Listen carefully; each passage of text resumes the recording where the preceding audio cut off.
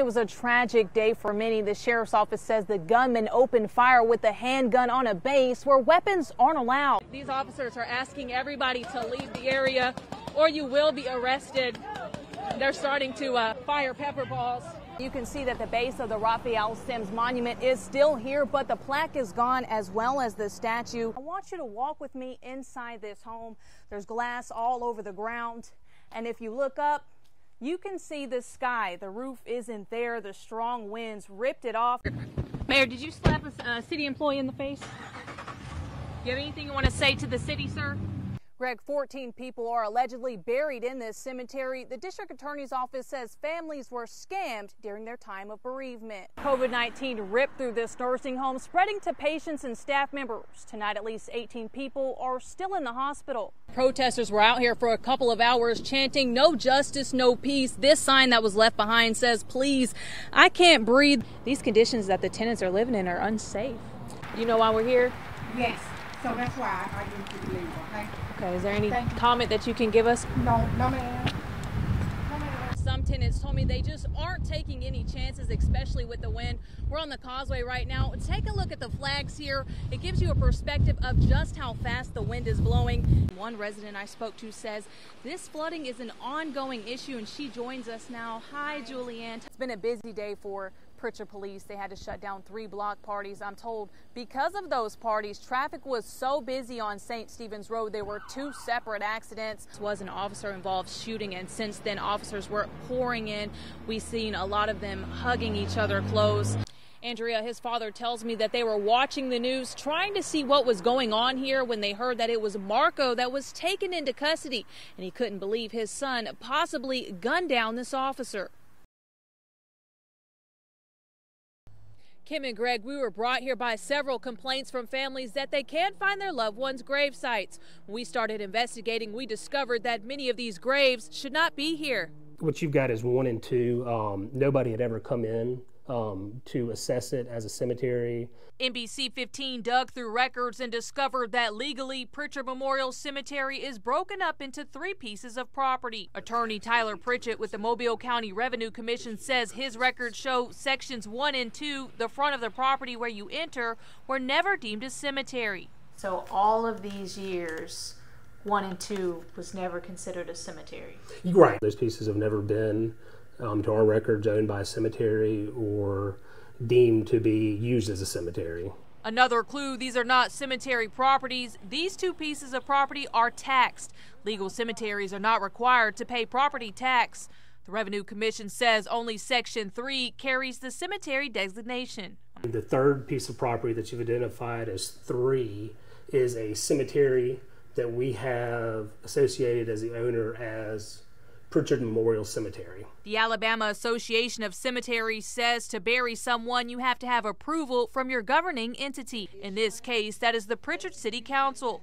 But Pritchard's Environmental Department says there are no records showing sections 1 and 2 were ever zoned as a cemetery. Pritchard Environmental says that means dozens of loved ones buried in these 2 sections shouldn't be here.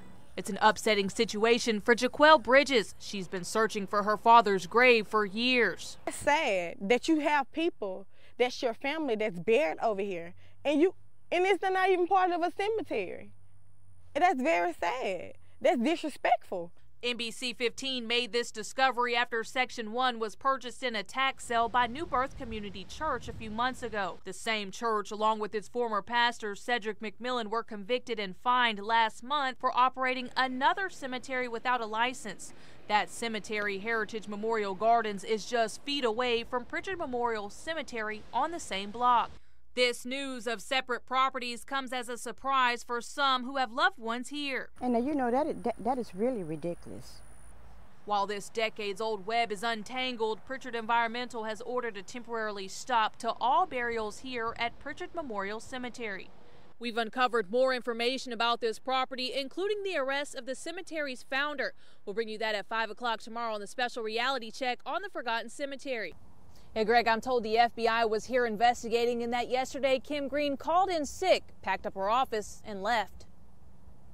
Former Pritchard City Clerk Kim Green is accused of stealing more than $400,000 combined from the cities of Creola and Pritchard. She's accused of billing the city for hours she didn't work and creating duplicate paychecks for herself in Creola. Federal prosecutors say she took more than $50,000 that way, part of a $250,000 she allegedly stole from Creola between 2013 and 2017. After she got the clerk's job in Pritchard, prosecutors say she took another $150,000 from taxpayers.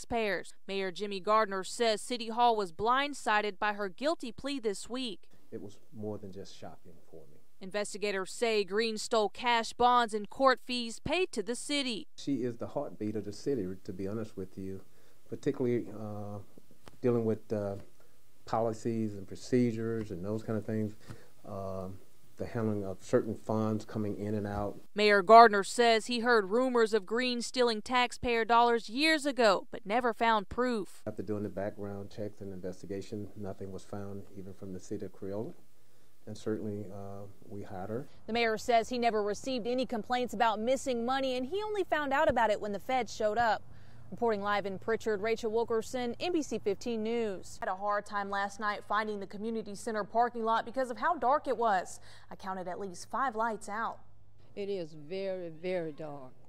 Light after light is out on Antwerp Street behind Harmon Thomas Community Center, causing fear for some residents. It's dark around here. When you're coming home at night, getting out of your car, it's kind of dangerous. Mary Lott has been living here for 50 years. She says in the day, this area is full of life. Children play at the playground. There's laughter coming from the track at Williamson High. But at night, it's a different story. She says it's nearly pitch black and a common hangout for crooks. There's too much shooting around here. She's had to hit the floor multiple times in her own house because of gunfire. Well, they shot through my window once when I had just gotten home from the hospital. I was sitting by that window, too. Once I came home and got out of the car and was caught in a crossfire shooting. In November, 3 teens were shot near the center. Last night, the community center parking lot was so dark you can barely see our news car parked feet away. The entrance is only visible when a car drives by. It's horrible. It's horrible. These lights ain't been on close to 3 years, I know. This concerned citizen wanted to remain anonymous. He says he's called 311 about this safety issue twice within a month, desperate for answers, but to no avail. It was 6 minutes on this call, spoke 13 minutes on the first call. And they both said, well, we gonna get somebody on there. We can't get anything done around here. We took these concerns to Alabama Power. A spokesperson confirmed these light poles are operated and maintained by the company. She says there are no records of lights being out. After exposing lights are out, she promised a crew will be sent out to assess and fix the problem. Alabama Power says with weather conditions forecasted for this week, it's not sure exactly when they will be able to come out, but there is a promise of action.